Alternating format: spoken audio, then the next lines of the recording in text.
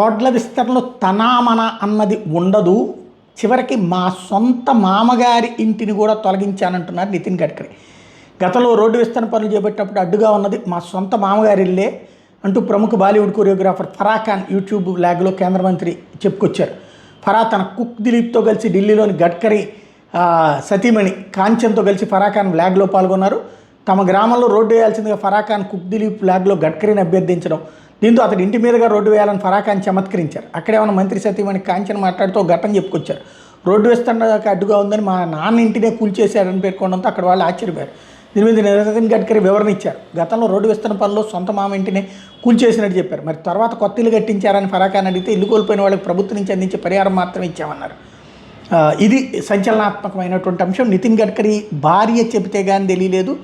నితిన్ గడ్కరీ అప్పుడు కానీ కన్ఫామ్ చేయలేదు. అంటే అక్కడ ప్రజలకి సంబంధించి వాళ్ళల్లో ఒకటిగా ఉన్నారు తప్పించి ప్రత్యేకించి కాదని తేలింది.